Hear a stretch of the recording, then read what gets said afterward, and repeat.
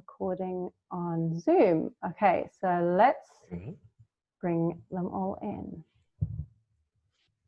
So welcome everyone who's coming in. I'll keep adding as people join the waiting room on Zoom. Hi everyone. Oh, I can hear someone's listening on Facebook as well. Hi Luke, hi Cindy, hi Hannah. So as you guys come in, just mute yourselves. I will mute you if you forget. There we go, so that we can reduce the background noise. We'll wait a couple more minutes while the last people come in. Let me just check that we're all good on Facebook. Great, cool. And we've got a few more coming in. Great, welcome everyone. Hannah, can you hear me there? Jumping around. Hannah's audio is connecting. Let me just check that you're on mute. All right. So I'll bring people in just as more people come in. So welcome everyone. Great to see some familiar faces. I know that a bunch of you will also be watching the recording and watching it live on Facebook as well. So if you're watching the recording, we've got Paul coming in, that's great. Then welcome to you too. So I am here today introducing Driss. Driss, give a wave so everyone can see which square you're in. That's me. Hello. We're going to be looking today. So Driss is our first practitioner interview, and we're really excited and specifically had Driss kick it off because we really value the work that he does. And we were looking at having him in our first group, and actually we were like, no, let's kick off with our practitioner interviews with Driss for this group as well. So what we're going to be looking at, and I'll let Driss explain a little bit more in detail as he kind of introduces himself, but Driss is a performance coach and works with, we've got Joe, that's great. Joe's coming in, works with both athletes and business people, on a business sense and in personal sense as well, to access high performance. So he's going to take us through some of the key pillars of his technique and also look at how the breath is connected to that and how the breath is an integral part of that. So welcome, Driss. Thank you so much for joining us. Can you just give a little background into yourself, how you came to what you do now, just so we have a bit of a picture? Thank you, Lucy, for having me in your webinar. And thank you everyone for being here. So my name is Driss, and I introduce myself usually as a consultant in competitive sports and business performance. And no matter how much I have emphasized and tried to make it as explicit as possible, I still get people to ask me, what do you do specifically? What is it that you do exactly? And sometimes people think that I'm actually a fitness coach or something like that, but it's not what I do. So I work with professional athletes as well as business leaders and help them advance their career. So we work both on the mental side, like psychology, but also on strategy and business things. Right. Sorry, I heard something. No, I'm just meeting people as they come in as well. Yeah. That's just feedback. Right. So I help them optimize themselves so they can become better at what they do and make more impact in the world or in their small circle and with their families or in their respective professions. So I help them become more performant, support them through transition, teach them emotional intelligence, leadership skills, communication skills, and all that stuff. And my mission has been to actually empower and inspire and contribute to the growth and success of ambitious human beings who are in the path of meaningful and purposeful living. This is the one I have been operating with. A little bit about my background. So I'm 39 soon. I'm sitting here in Germany, being jealous from whoever's sitting in Bali, Lucy. I used to live there for the past 5 years and just recently moved back to Europe. I have been also in Europe in Sweden, in Stockholm, 6 years. I used to do something completely different back then. I used to work in advertising marketing. I used to be art director, leading the marketing team in ad agencies. So it was a completely different life. And I did a little bit of career change. 2014, I believe, 13, 14. The company I used to work for paid my training to do what I do right now, paid a part of it. They encouraged me for it. We had a culture in the office where every head of departments, when they would be introducing what they have been up to in the office, on Friday, fika. I don't know if you're familiar with this name, fika. Fika means the tea time in Sweden. We will talk about what we have been up to, but also give a little bit of an advice or a tip to our colleagues on what made our week better, or what made us become more productive that week, or feel good, or anything like that. And I was all the guy that speaks about productivity, communication, psychology, these sorts of things that we're going to be talking about today. So they encouraged me and offered me that training so I can work with my colleagues and do what they call now learning and developments, like the corporate word for it. Working with the team, making them get better at what they do, encouraging them, supporting them, and so on. And I was on a transition back then also. I wasn't so happy doing what I did for over 10 years. I wanted to do something different. I guess we've all been there. You guys probably been there also.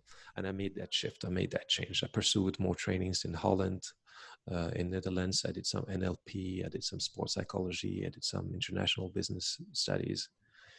And I transferred all those skills from the marketing life into exposing and knowing how to market myself and put myself out there to get an international global exposure, which happened quite fast, I'd say, and allowed me, therefore, to have also a lot of experience working with international clients from different parts of the world. So it'll be easy to find me. Like you Google me, you Google the type of services that I do, and I come up first on Google, which means also getting a more diverse type of clients.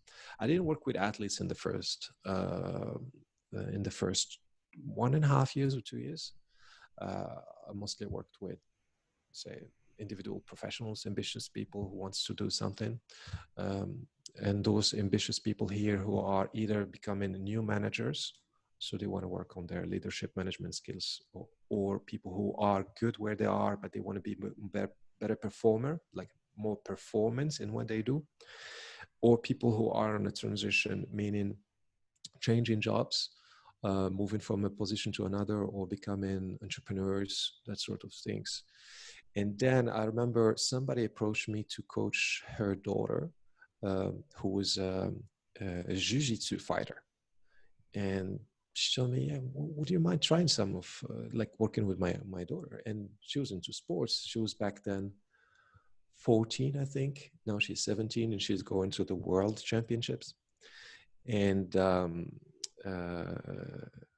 as like, yeah, curious about it, dig a little bit into the papers and the documents I learned about sports psychology, and I actually enjoyed it a lot. And then started from then on having more and more athletes, professional athletes.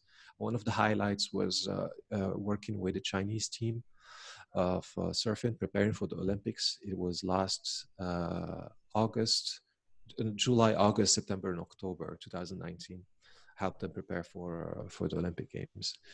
And the highlight also with the other type of clients is the 500 startups. If you know this venture capitalist from the US, one of the biggest. So I'm working with the founders on similar topics, mostly about performance. Did I miss something, Lucy? No, that's good. That's great. So you've told us about a little bit of an overview. Such a broad spectrum of people that you work with. Can you go through what are the core pillars of high performance that you mainly work with, and what do you feel like, what shows up the most when people are in terms of blockages, and how is it that you use your techniques to help them to break through those? So first off, like to break down the performance, what it means, and Yeah. I don't know, maybe we can do that a little bit interactive if we can ask questions with whoever you guys here. What do you think performance is? And then from there build up. I don't know if you can type or speak. I don't know Yeah, what's the you setup can here. both type and speak. Let's get you all writing one word in the group and in the group chat, and then I'll read them out as we go so that we've got a collective. So 1 or 2 or 3 words, would you say, Dress, of what performance means to you? What performance means? Yes. Can you all? I'm going to write here so you can see it pop up. Focus. Okay. Keep going.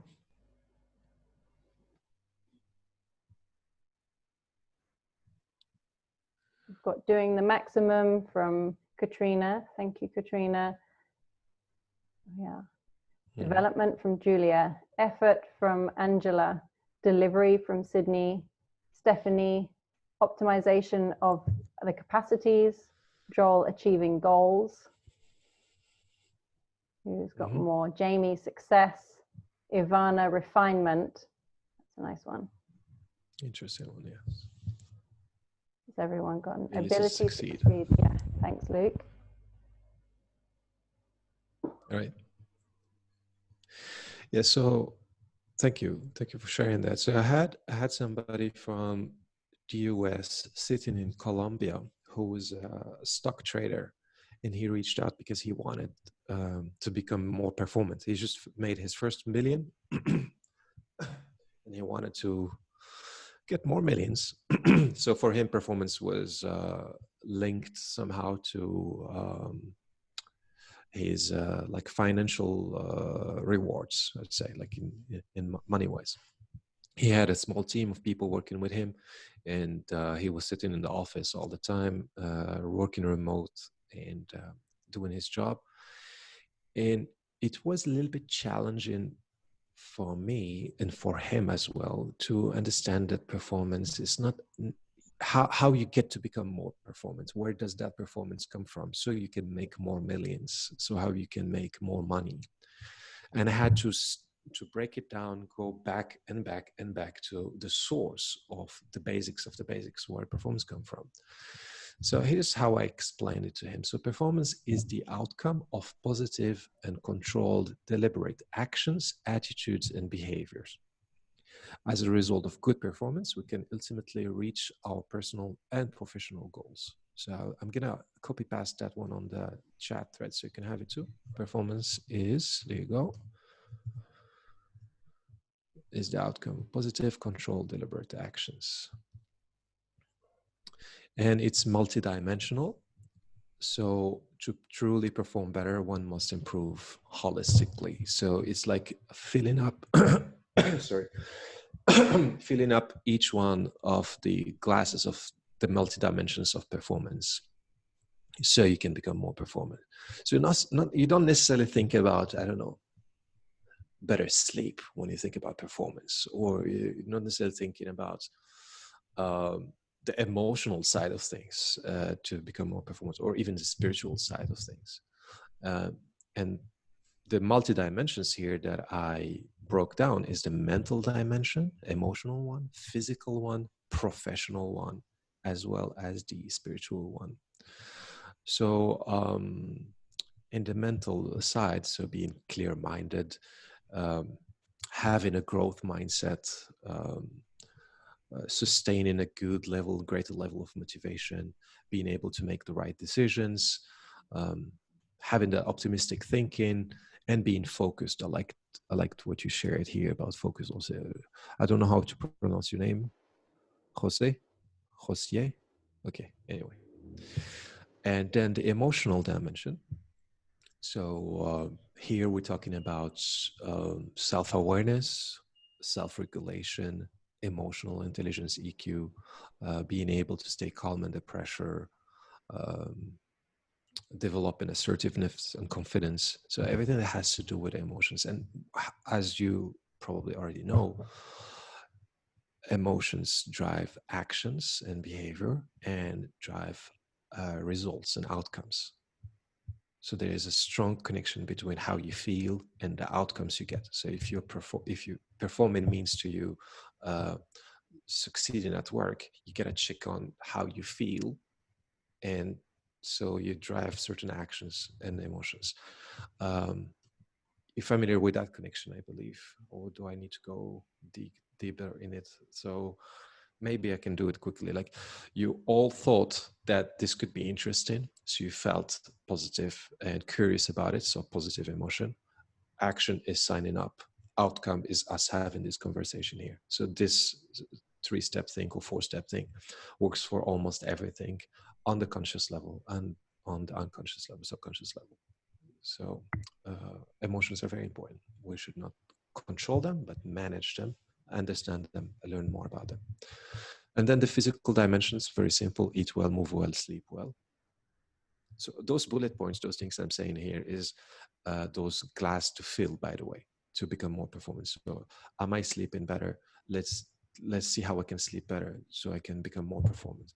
And then the professional dimension here, whatever you guys are doing, is looking and analyzing and understanding what are the areas we need to be to put some effort to learn more, improve more. And I don't know, it could be from communication, could be being a better team player, improving your interpersonal skills, time management, productivity, and those sorts of things. And then the spiritual dimension here, I often approach it from a little bit more pragmatic side. Like, my practice is usually not to, how to say, I don't know, there's like a branding problem with the word spiritual. So the type of client I work with, I have to take it slow with them when I talk about spiritual stuff. And it's basically knowing your core values, being always clear about your life purpose or mission. What are you doing there? What is it that you're going towards? And again, having that great sense of self-awareness and presence. So that's what I label as a spiritual dimension. So improving each one of those dimensions and filling the glass of each one of them, being aware of each one of those dimensions, help leads towards better performance. It might seem a little bit far-fetched, but the breakdown and going in each one of those points leads to better performance. Whatever that performance is, whatever that performance means to you, and whatever you want to channel it to. And which is the one that you feel that most people kind of trip up or overlook? Spiritual and emotional, definitely. Those are the two that are overlooked because it's less tangible and less measurable. It's less, especially the type of people I work with, they want measurable, they want KPIs, they want OKRs. Proof. So it's, yeah, see what I mean? And how do you impress upon them the importance of those less tangible aspects of or pillars of performance so that they would get on board? Because I ask that because sometimes when it comes to, we have a bunch of wonderful people who at the end of this course are going to be breath coaches, and we can feel things that have worked for us, but sometimes people still see breath work as being something that those other people do, or they're maybe not so relevant to me. And like, what tips can you give in kind of impressing upon the importance of those less tangible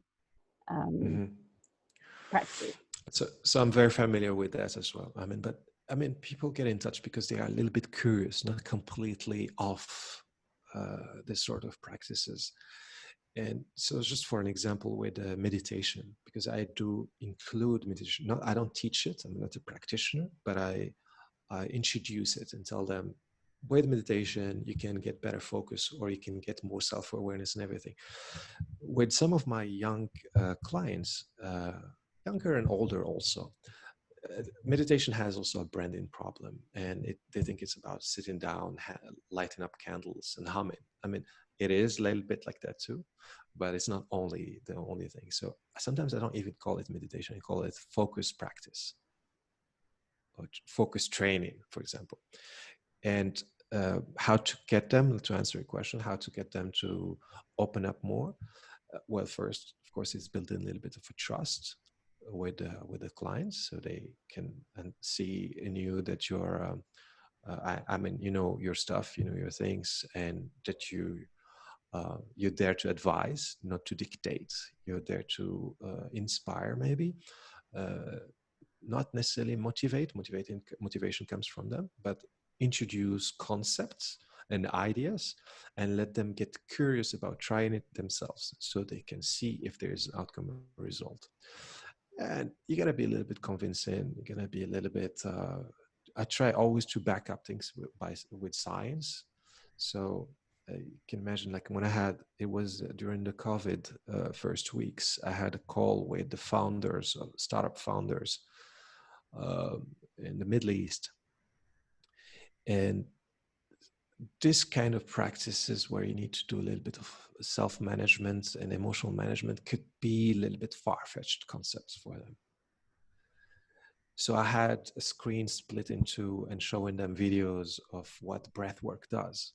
When I did introduced breath work to bankers in like really big corporate bank, it was a bit of also a lot of skepticism, not a bit of it. So I asked questions, then I played videos and I showed paper, and I also had printed paper, like a little bit backed up with science, to speak their language. So you cannot be speaking too esoteric. You cannot be too out there with the language. You have to speak the same language as the client or the crowd, the people that you're working with. And then at the end, you should see how their eyes and how they were like, oh my God, what is this? I wasn't expecting it at all. I also did it with the Chinese team. We were actually communicating always in with Google Translate. And in the beginning, they were sitting down, crossing legs, and giggling a little bit. And I would never forget how their eyes were, and how I don't know what they were saying because they were talking Chinese, but they were super stoked. They were super excited about after the 15-minute breath work that I introduced with Wim Hof. Again, I didn't conduct it, but I played a recording so they could follow, and they enjoyed it a lot. Same with the bankers, same with my most skeptical clients got it. But so I have to connect the dots in between the things. Yeah. So did I answer you your question? introduced Wim Hof to like the bankers as well as for the athletes, the young Chinese athletes. Yes. Groups and individuals. Yeah. And did you choose that practice because it is quite dynamic and maybe a little more like entertaining for people who haven't sat still and maybe done breath awareness? Or what is it about that particular breathing exercise that you chose for those people? The why I chose that? Yeah. We were going through the breakdown of what is it that they need to do better. So my approach usually is asking questions: is what do you think would help you do this better, or what do you think will help you this better? So we always come to the bottleneck to, okay, I guess I need to be more focused. And I asked them, how can you train? How are we going to train more focus? How are we going to be more focused? How we can become better listener if you are, say, a manager, so listen better to their team or colleagues or subordinates, and they will be like, I don't know, or something like that. So how about trying this thing? Same with athletes. They need to be super focused, turn off all the distractions while doing the competition. Sometimes it's loud, sometimes speakers, sometimes they're thinking about the supporters or the coach, what he would be saying. Sometimes they're just in their head, and you want them to go towards one single thing to be focused on. So then I come, okay, well, there is this thing, this breath and meditation that could help. Apparently it did this and this and that, and I have tried it myself because actually I'm a big advocate myself of breathing and meditation. and I break it down to them. And I can go on now with the breakdown, like how I have been explaining it before to them. So should I go on? We Yes, have please. questions. Everyone can ask questions as we speak and type in there and stop me at any time, interrupt me, no problem. Anything so far?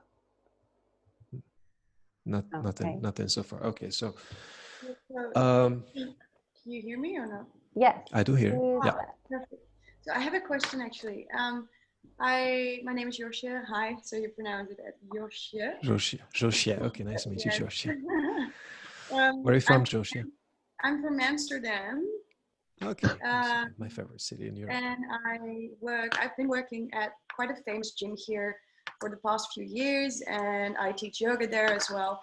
And I was asked to start the first like breathing classes there at the gym once I finished my course. So that's quite amazing. Like I'm very excited to start doing that. Actually, so this is really interesting for me because we have a lot of like athletes, you know, like the World Championship CrossFit team, for example, or like professional fighters I work with. And so what could be, if I start doing like breathwork classes, what could be like a short introduction for me when it comes to performance and better performance and breathwork? Like how could I introduce people to that? Like a short, like 5-minute introduction, for example. Like what do I have to mention? Okay, I'll try to. I mean, it's very individual, so everyone has his own approach to that. But I can walk you through the headlines and the main things that one needs to do on an introduction, and you can see if from there you can adapt some of it to yourself, right? So, generally speaking, storytelling. So, telling your own story and give an example, either if it's not your own story, something that happened to you, but also something that happened to a client of yours or a friend of yours. It's usually captivating.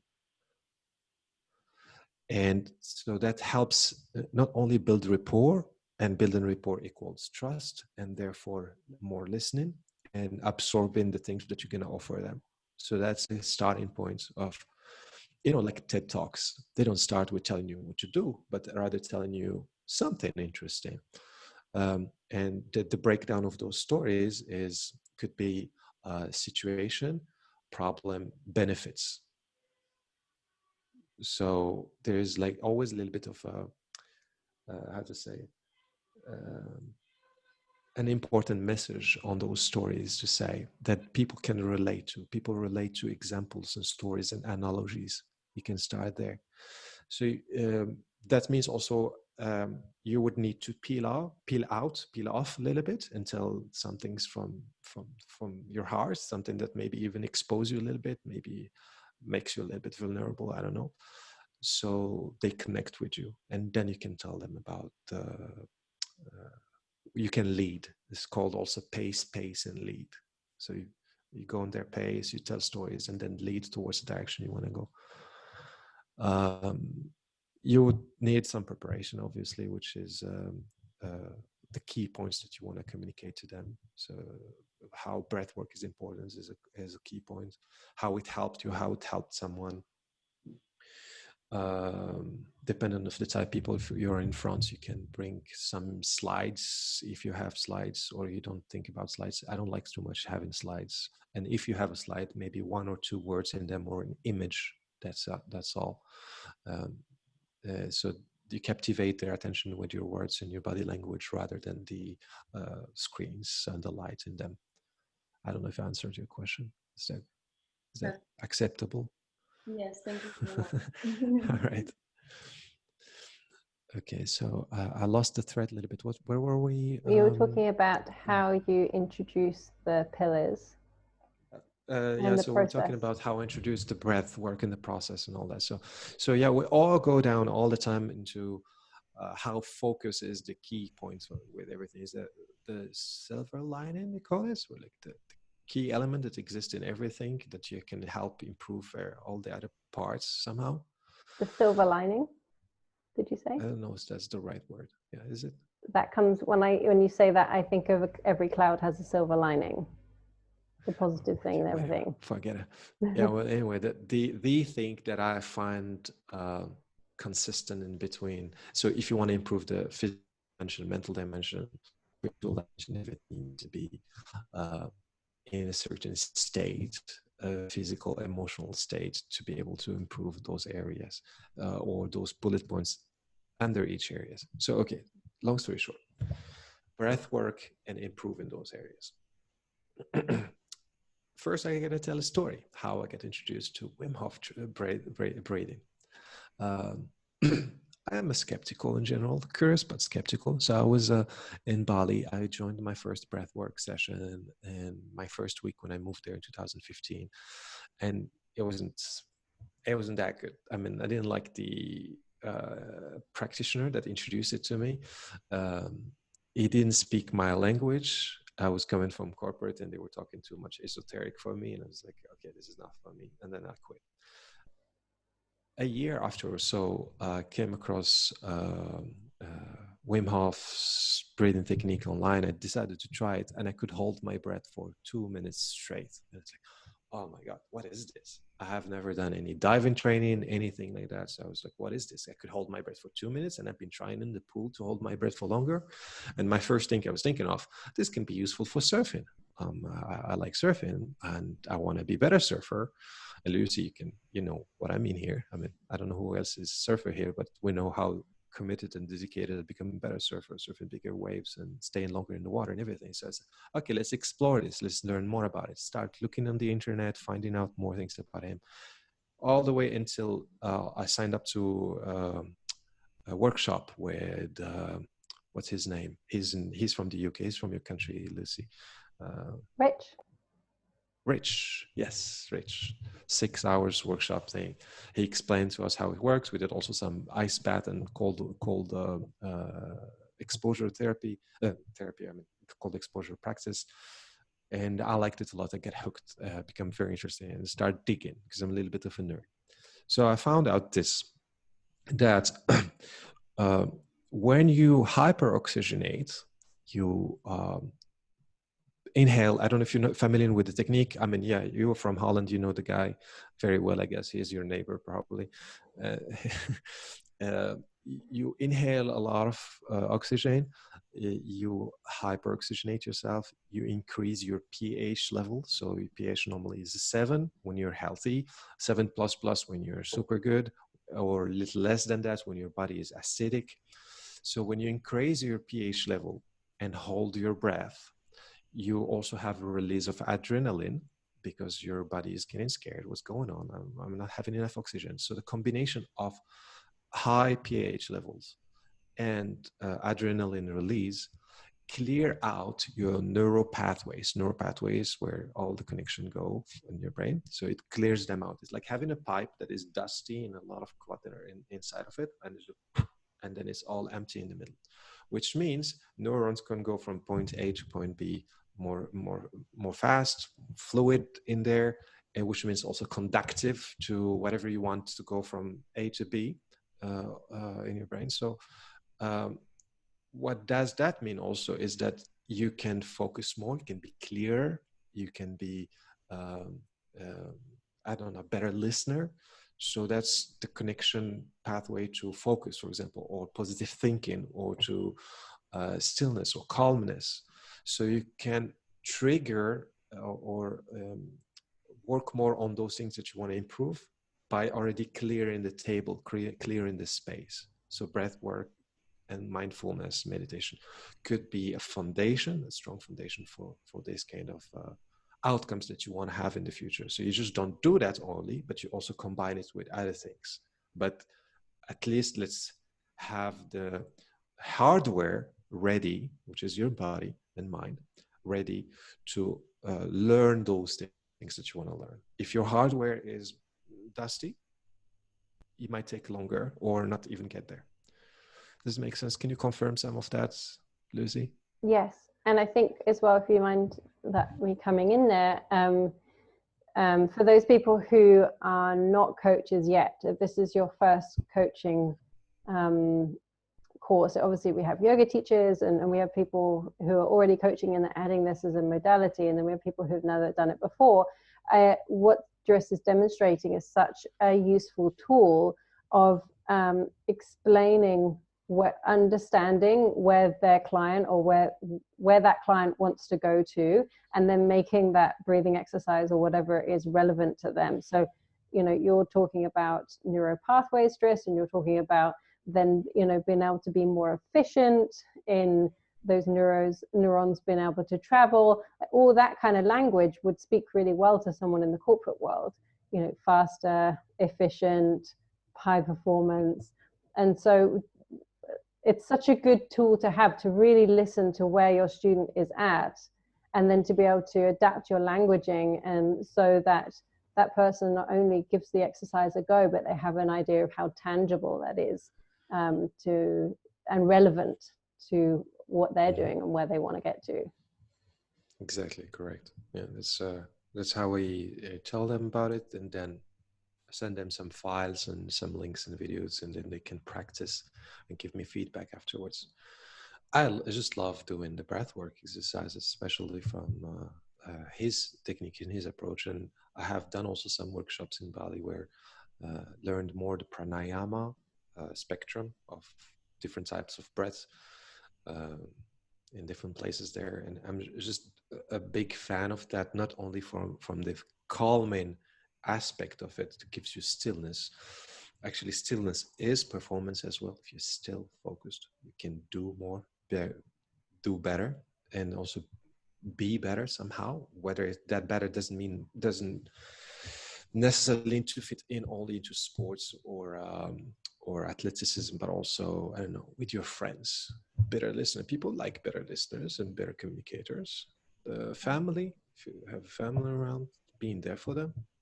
Driss, do you mind talking a little bit more about that? Because I think we come from a culture where, we've talked about this in our previous videos, and a lot of you can relate to this, but we come from a culture where we're led to believe that doing more means more, as in like going 100 miles an hour, fitting more things into our day.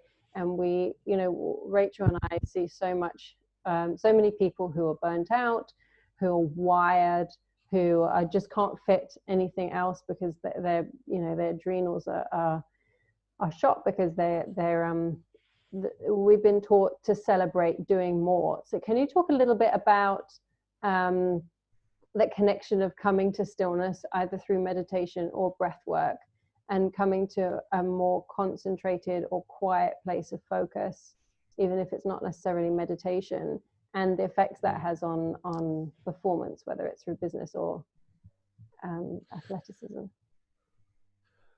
I can only speak from my personal experience with that. Is that if I'm not still, if I'm agitated, I'm not good with myself, with the people around me, and if I set my intention in the morning for when I do my meditation, and set my intention is to maybe be still, be calm.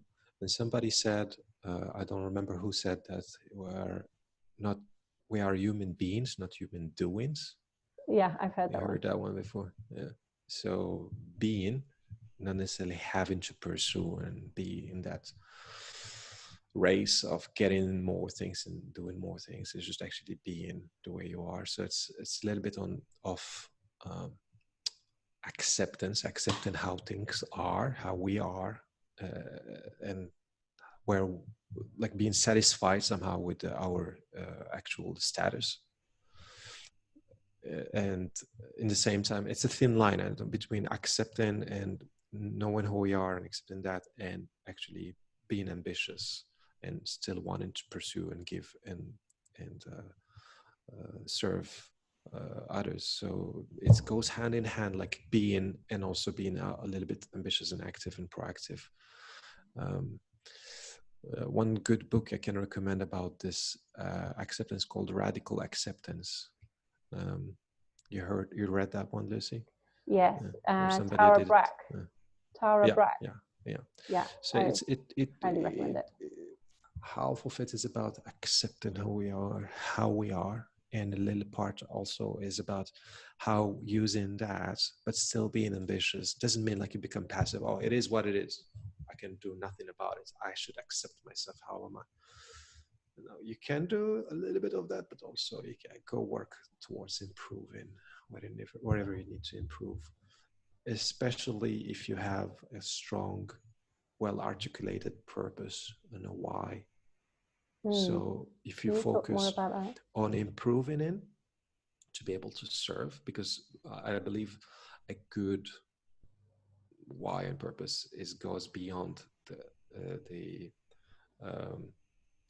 what do you get yourself, but also how that impacts other people, serve other people. So it gives you a little bit of an ambition, as long as you're aware, you're not just racing, but you're also accepting how things are. So it's a lot of self-awareness in there. Cool.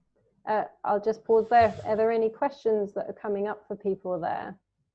Are there any goers out there who have played with trying to slow down or not, or any questions about kind of like bringing those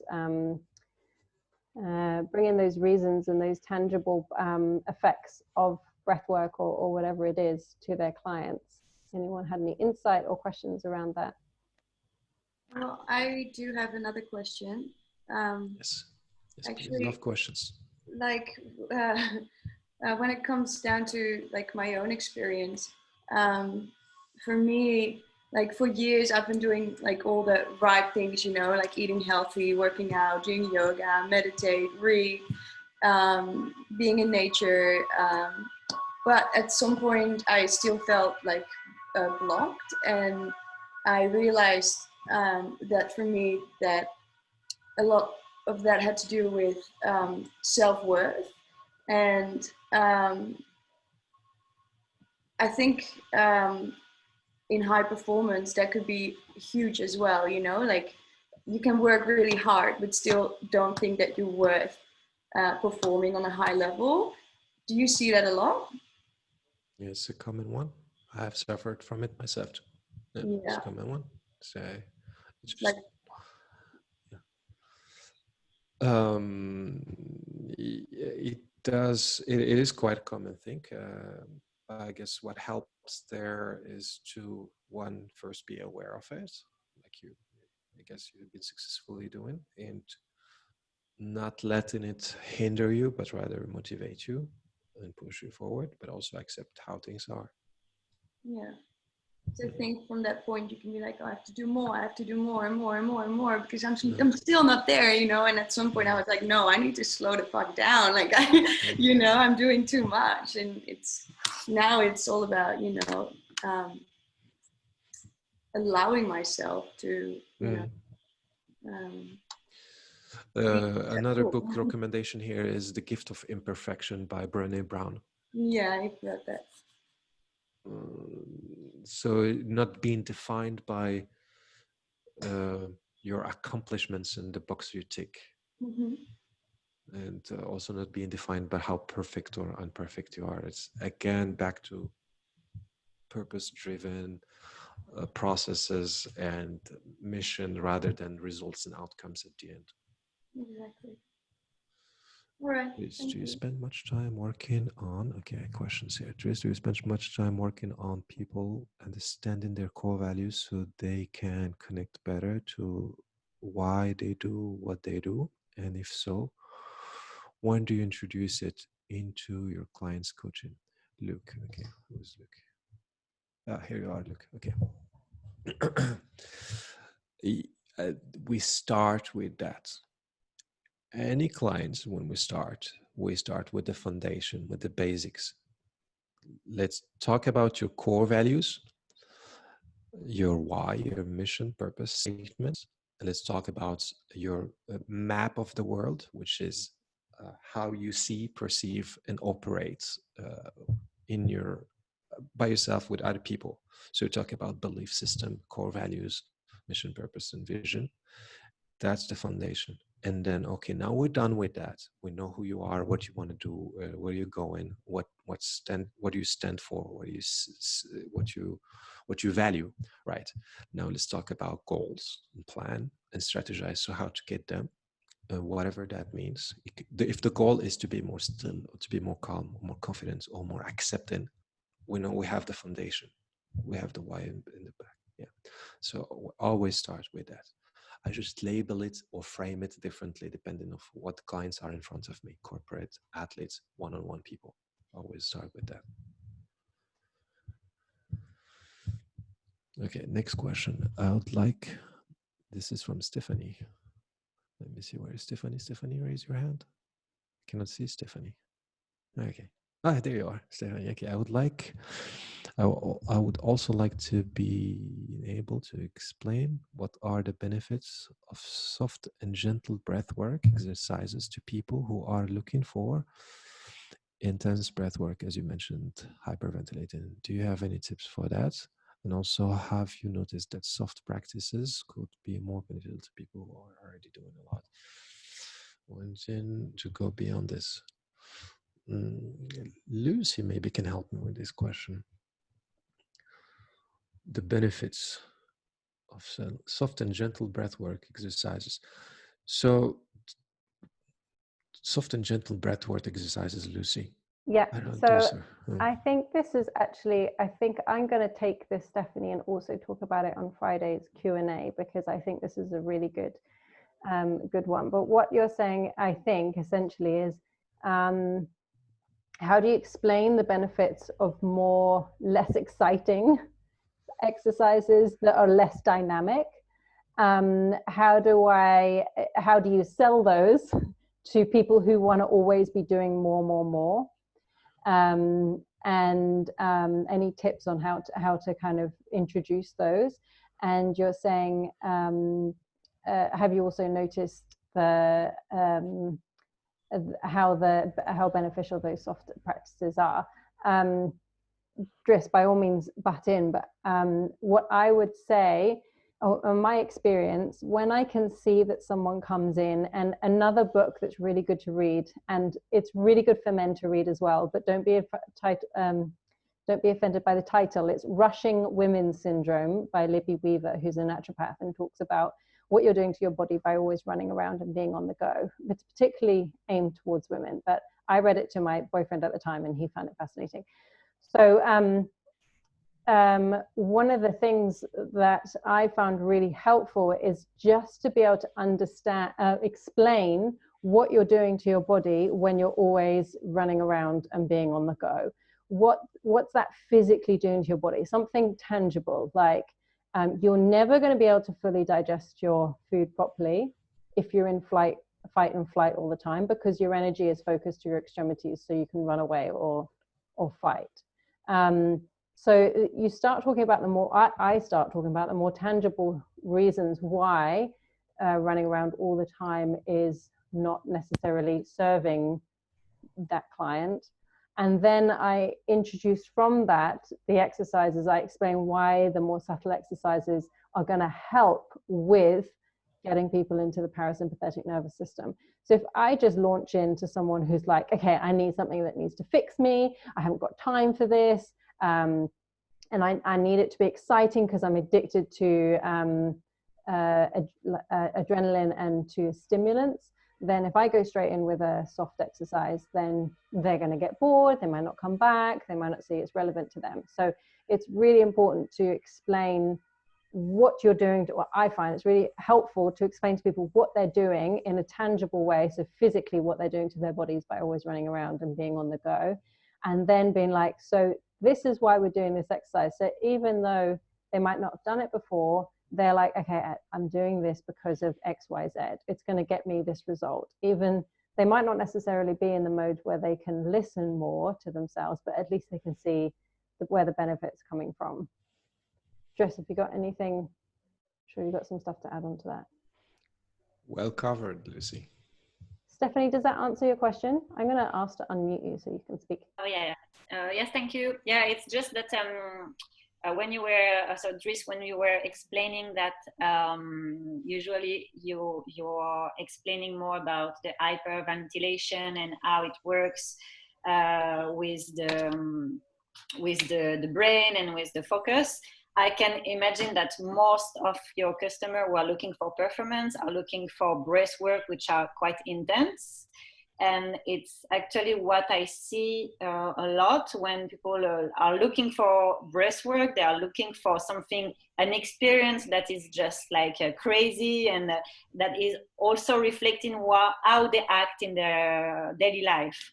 And it's sometimes difficult to bring them toward more calming breathwork practices, and explaining how this could be maybe more relevant for them. But yeah, I think this you covered, but just in case. Yeah. I mean, like I have talked to someone about when we were talking about the chapter of sleep, sleep well, about calming breath for sleep, and so the 5-7-8 technique and how it helped them calm down, but also pre-competition or speaking, pre-presentation breath to calm them down rather than to get them sharp and focused kind of thing. And then I talked about the 5-7-8 one. You know, familiar with the 5-7-8 technique? Yes, we call it. Yeah. We do 4-7-8, and we have it in our 4-7-8 actually. Yeah. Yeah, we have it in the curriculum as well. So if you haven't done it in the module yet, it is in the course. Yeah, so that's the one that I tell them you could try this, you could try that, and then they kind of open to it. But by the moment we're talking about the breath exercises, we have passed so many steps already. Like we did a few sessions about core values, about belief system, about purpose and vision, about goals and strategies and everything. And then we move into accountability and tools. And by then, which is, I don't know, at least 6 sessions away, there is already a trust, and you can introduce a few techniques, and they try to adapt them, and we get curious about installing them and trying them. And as I said in the beginning, it's a performance and also stillness. They go hand in hand. Can I add one more thing in for you, Stephanie, as well? As we have, you know, the box breath that we do in the course. So we're like, hold for 4, or breathe in for 4, hold for 4, breathe out for 4, hold for 4. That's used for people who are in highly stressful jobs. So we've got people who are, what do you call it when you take apart a bomb? Deactivating a bomb. You've got people who are in the army, who are in the police force, who use that. So I find that quite helpful to tell people that, because then they're like, oh, they're like super stressed and like really need to focus. And the actual exercise is very calming, and that's the reason why they do it as well. Okay, we've got a couple. Does that answer your question? I should try more of these, Lucy. Thank you. I'll pass them on to you, Dries. Okay, we've got Hannah saying, Dries, I'm curious to know more about your work with the Chinese Olympic team. So am I, Dries. And what breath practices and other techniques they found to be helpful for their performance. Can you please explore this a little more? Thanks, Hannah. Right, thank you, Hannah. A little bit of the story with the Chinese team. They were sent to Bali with a lot of resources. They had car drivers, all kind of practitioners, physical therapists, acupuncturists, nutritionists, fitness coaches, and a lot of surfboards I was very jealous from. And these guys were waking up at 5, 6 in the morning, drinking a lot of oil, which actually eating hot pots in the morning, which was, I don't know, that was not super healthy, and go on a surf for 3 hours, a little bit randomly, like just go in the water and be surfing 3 hours, and that's it. The rest of the day they will be on their phone, sleeping or watching video games or doing video games. So they were not really having a structure in their training, and they wanted me to help them get into that structure. Yes, they were Olympic athletes, they were playing for the Olympics, but that sports for them is very new. So if they were coming from ping pong or other type of sport that they're older there in China, they would have had maybe a different approach and knew how to train there. But those guys were, you like water, you like surfing, you like the ocean, let's go and become a surfer, and didn't have a background for that. So I helped them structure those training days. We were working 6 days a week from 6 in the morning till 7 sometimes p.m. Exhausting, but very interesting. And the good thing with them is they were absorbing everything. They were like sponges. Everything you tell them, they would do it, execute it, and be very happy about doing it. There was like no, or I'm lazy, or I can't. So they were all into that. And I had help with the team lead who spoke a little bit English, but most of the time was translated. So I filled up their schedule, and I left a room at the end, like let's say from 4 to 6 to practices like mindfulness practices. Again, that was super far-fetched. I like thinking, coming from China, you would think, okay, they know everything about meditation, right? Or like mindfulness, right? That's what I naively maybe I was thinking, that they would know how to do all that stuff, but it was very far-fetched for them and had to be introduced gently. Before that time, they were surfing. They were also doing video feedback from the surf exercises. We did some theory classes about how psychology and the mind works, about attitude and behavior, conducting themselves as professional athletes, and how branding themselves as very professional can be looking good in the eye of the international nations and all that stuff. And so in the mindfulness side, if that's was the question, the practices, so introduced meditation. And I had one of Andy's meditation, Andy's from Headspace, short one. I had it transcribed in English and had translated to Chinese. And I had one of the team leads to practice it and say to them, guide them with it. So, and I had also to explain why meditation is important, to calm in and relax in and also focus in. That was the meditation practice. And then there was the breath work that we did not every day, but we did I think 3 times a week, and especially on the Friday. Also had them to do journaling every day, so self-reliant feedback, because when you are into the practice that you do, like I don't know, the surfing or whatever other sports or business things, you're too zoomed in and you can miss out of some of the things that you need to be aware of. So journaling every day, and by the end of the week on Sunday, they will have to flip back on those pages and go back to first day and read through the week. That's a little bit of the zoomed out version. So they can reflect and say, okay, this is what I have been doing. This is what I need to be doing now. So they set the intention on Monday morning of what they need to do. So on Monday morning before surfing, we took an hour for each one of them, not 1 hour for each, but 1 hour altogether. There were 14 kids, to talk about their intention for the week, what they need to improve, what they need to practice, what they need to focus on, and how they will be doing that, and also how they will be able to help other team members in improving and getting more performance in what they want to accomplish. So the practices, I mean, do you want me to tell you all the practices? With skateboard training, with fitness, but I mean, in what we're talking about today was meditation, breath work, and a lot of journaling. I had them to stand also and read out loud why they do what they do, and their like bigger, higher purpose. That's why it's important for them to do it. Hannah, does that answer your question? Oh, Hannah, you've got your back screen on.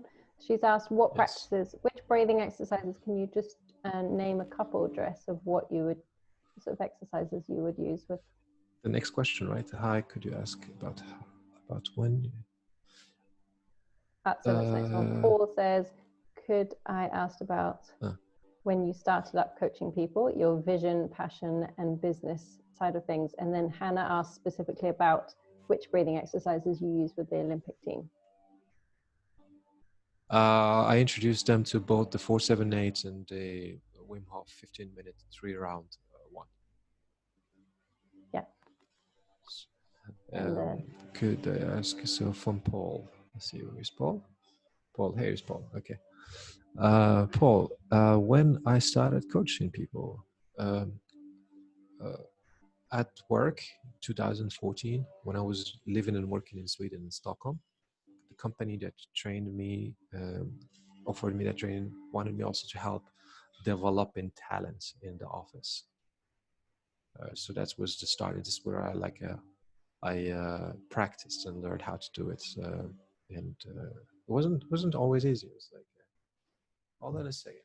Okay, what do we do in this case? Okay, and then I asked questions. It was very mechanical. You know, the 4 levels of learning: unconscious, incompetence, conscious, incompetent, and then conscious, competent, and then unconscious, competent. So I had to go through all the phases.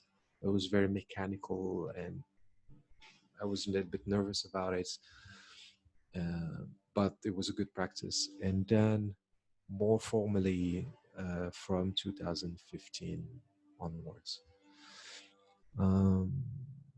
Coaching people, your vision, passion, and the business side of things. What do you mean here by your vision, passion, and business side of things? It would have taken a while to write, so I thought I'd quickly ask. I guess I'm in a stage where my vision is huge. Like I can see so much happening in the benefits of breath work, and a lot of different aspects that I'm kind of been working on for a while. They're all coming together, but in that startup phase, I'm really seeing so much more that could be done, but I need to hone it down and set up the foundations first. I'm finding that difficult to. Do you just go large, jump straight in and do it all, or do you I don't know how to explain it. It feels bigger than what I can actually physically do at the moment. In terms of help. Your vision is, what you're saying is that you have a vision, but you think of it as too broad and you want to narrow it down, or is it feeling too overwhelming or challenging, or how can I do all of that? Yeah, how do you okay. Now? More so, like the vision and the passion is your driver and your why. The business aspect is approaching people with your vision and explain it so from a corporate perspective, or I'll be working with corporates, but also working with people in gyms in the fitness industry to help obviously deal with stresses through the breath work, but also the mindset and the meditation. I guess I was just curious to see how you transitioned, or you went from that first time, 2014, to into now, a bigger scope of helping people on a global scale as well. I have always, interesting question, very important one. I have always, I always jumped without parachute, so to speak. Like I have an idea what I want to do, and I just go do it and then improve as we go. And version 1.0, 2.0, and so on. So I stay away from perfectionism and specificism, like being super specific about what you do. You get like a little breach, little open door. Okay, you know which direction you're aiming towards, just the direction. And then as you go do the work so you can improve, narrow down, niche up, or broaden the spectrum. And don't let the doubt or questions dictate which direction you want to go. So with the work, I read this one again. Inexperience versus incompetence. So you're probably competent, but maybe need experience. And that experience comes, and the feedback comes from conducting the work itself. It gives you feedback on, do I like this type of client? Do they like this approach? Do they like it? Do they respond to it? And also, do I respond to it positively? And then you improve quarterly or every year, and narrow down, niche up, and you become more confident about how you conduct the work. But as long as you have the aim, the direction, which is the mission or purpose or vision, you name it, then you are on the right way. And we also have what we call goal competition. You don't want to be in the center of many goals and go all direction in all, like go a little bit here and go a little bit there and go a little bit there, but never really going anywhere. So you're gonna align those goals into one single line, put them as milestones rather than goal competition. Don't let them compete with each other, but rather milestones. So for example, I don't know, you want to work with athletes, fitness people and corporates, don't put them here and the opposite sides, work here and work here. Put them part of the same thing. So once I successfully, or I have had enough experiences in this, then I would move to this, and I put them part of the bigger global image of what is it that I want to conduct.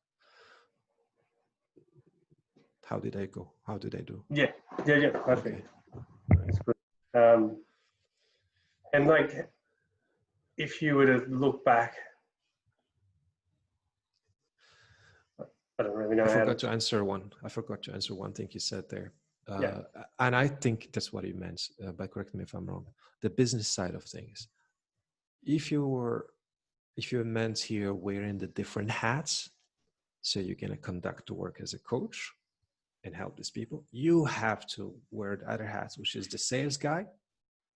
So, and whatever stigmas there you have about sales or branding problems about sales, work them out. There's good books about sales, like being able to do the work. I mean, I had at least a bad image about selling myself. I don't want to sell myself to people. I don't want to convince them, because I had in the back of my mind that real estate guy or that guy that knocks at your door and try to sell you things that you don't necessarily want.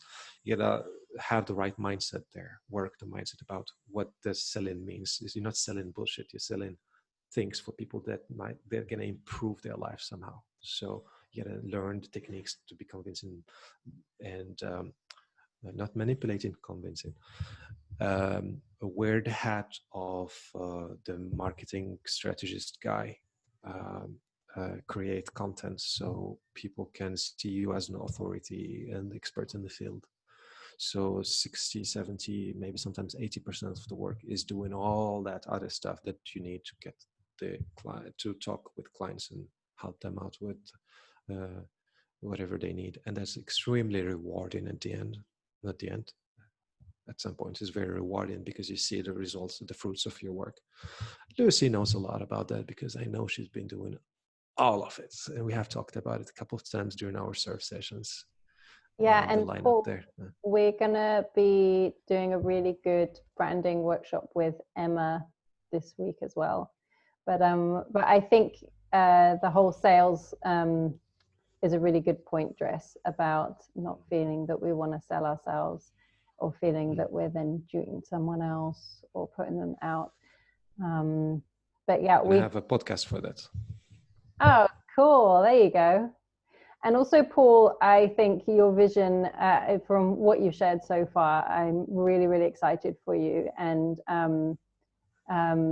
it is about kind of finding just all those bits that you don't know about, like, how do I, what's a format to approach people, how do I take payments, all those little things. But like, don't ever let those logistics dampen your vision, because I know that your vision is really positive and it's going to affect a lot of people. And that's right. And then the podcast that helped me a little bit is called Serve, Don't Sell. Serve, don't sell. I can send you all the links and references to the things I've been introducing here if I get your emails at some point. So Serve, don't sell helped a lot because his approach is gentle and honest and genuine, and you absorb those ways of doing this mindset and adapt it to yourself. You have a more aggressive one called The Way of the Wolf, from the guy from The Wolf of Wall Street.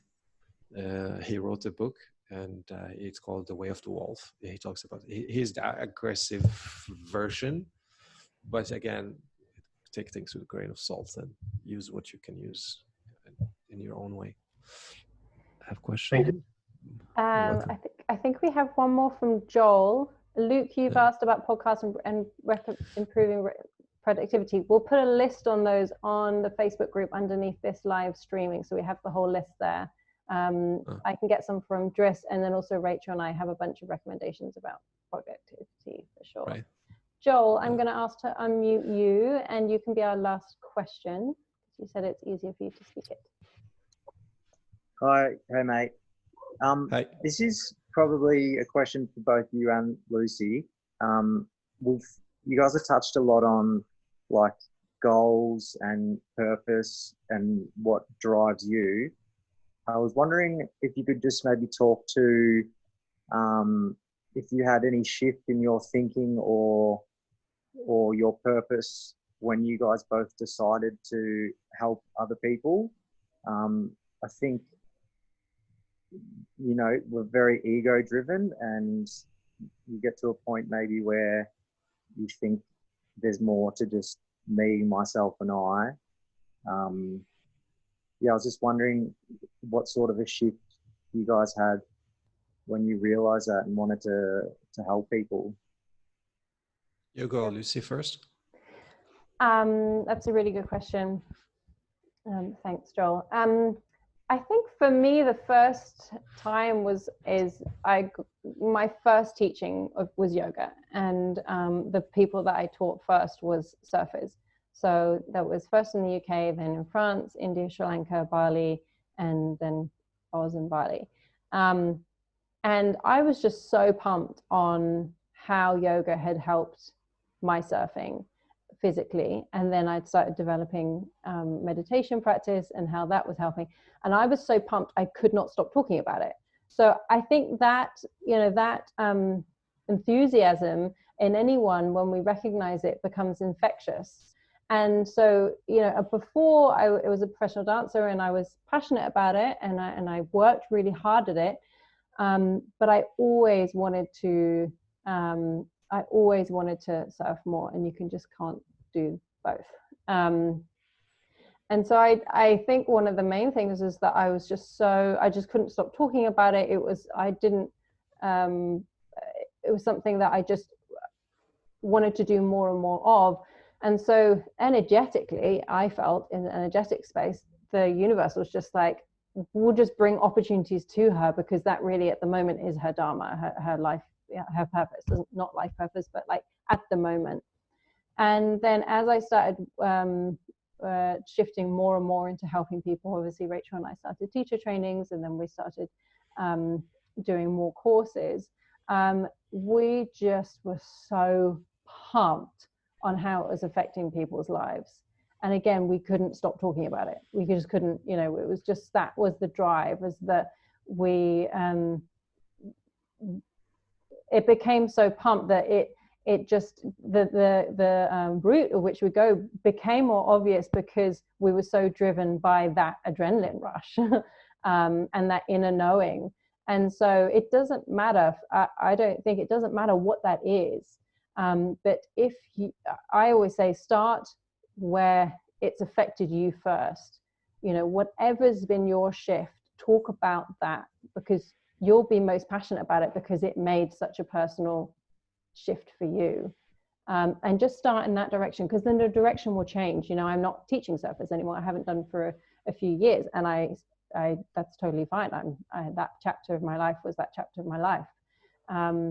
But if you're passionate about how it's affected you, just keep talking about it. Keep holding workshops or talking about it with your friends. Because if it's affected you and you have passion to pass that on, stuff will come to you. It's amazing how it does. Dressed. Yes. This was very nice. I don't know if I can do better than this. I was thinking while you're speaking about the guy that wrote the book Think Like a Monk, Jay Shetty, something like that. He said something about don't betray your purpose, don't betray your passion, like make it a friend of you, like, and it'll give you back something. So you always have it there in the back of my mind, or on your wall somewhere, to keep reminding why you're doing what you're doing. So for me, I don't think I was very aware of where I was going when I did what I did in the past. So when I was 18, I wanted to do something with sports or psychology. So when I finished with the high school, gymnasium, whatever you call it, I applied for these two schools, two different paths. But I'm Moroccan. I used to live in Morocco, and during that time we didn't have those other type of studies. We had like the marketing, economics, law, become a lawyer, doctor, the mainstream kind of paths. And I couldn't make it to those schools because they were in Europe. And the other choice I had was, well, I like drawing and painting and I like things about graphics. So let's do something about that. That was plan C. So I did something about art direction and becoming a designer and working in ad agencies, and it looked and sounded fancy. So I just pursued that and did it for some time, get disappointed with my first work, didn't really like what I was doing. It's like, is this it? Like I just freshly graduated, and I didn't get to be as creative as I wanted to be, and the work environment was very stressful, so I didn't like it, but I just kept on doing it. And I had my first shift, small mini shift, where I thought it was a shift, but it didn't really happen, when I was 26, I think, or 27, where I decided to quit that and never do it again and go travel and see the world a little bit. Because also in Morocco, we had 18 days holidays per year. It wasn't enough to see everything I wanted to see. So I took a sabbatical and I went to travel, and I did all Europe, North America and East Asia. And I got seduced by Scandinavian standards. So I thought maybe I should give it a try again in Sweden on that same field, marketing, advertising, and art direction. And I was naive enough to think that it's going to be easy. Just snap of a finger, I'm going to get a job. I will tell them I have masters, and I worked in ad agencies. They will tell me come in, but it wasn't that easy. So I had to push a little bit to get to where I wanted to be. And then I started working again. Things were different. So I got to be more creative. There were also flat hierarchy system, and it was good to work in that kind of environment. But then shortly after my experience there, I still stayed unsatisfied and thirsty for something different. So it wasn't very fulfilling what I was doing. It was taking a product, making it look better than it is, and sell it to people that doesn't even need it. So I wasn't aware of what I can do, even though, according to my cousin, who knows me very well, 40 days difference, he told me that I always had this way of doing, this way of giving, this way of serving as a coach now from childhood, from all my 20s and so on, but I never saw it as something I can shift to and start doing and get fulfilled and satisfied by. And don't get me wrong, it's not always satisfying. So there is roadblocks and challenges. So just don't think that it's a result to become a coach. Is a process to serve and give. Anyway, just a little bracket. So when I shifted, again, as I said, it was the training I had combined with the intersection where I was wondering, asking questions. And the training I had opened my eyes towards what I can do and offer in a professional way. And I get the feedback that I'm good at it as I was given it. And that was somehow the shift in moments, and the reward is obviously the feedback, and the motivation also is the feedback. The motivation to do more, give more, and keep on doing that and trying to scale it up and give bigger impact, make a bigger impact. Hey Dee, thank you for having you here. Thanks for coming. Good having you. Choose. Okay, thanks, Heidi. Bye. I think we have to wrap it up there. Any more questions that that come up, post them under the live stream, which will be recorded after this, in the Facebook group. And if I can't answer them, then we'll put you in touch with Driss, because I'm sure this will bring up a lot for people. Thank you so much, Driss. So appreciate you giving us your time. Thank you everyone for your questions, for coming on board and listening. I really hope, and I know this will give you some food for thought. Thanks, Driss, for kicking off our first practitioner interview. This week we do have our additional talk with Emma, who's a brand strategist. So if you are looking to create a brand, or you want to refine your brand, then that's a really, really good workshop to be joining in. I think it's tomorrow or Friday, I can't remember. Rachel's doing that one. And then I'm doing the Q&A on Friday. Okay, so as you leave, unmute your microphone to say goodbye. Thank you so much again, Driss. Really, really appreciate you coming on.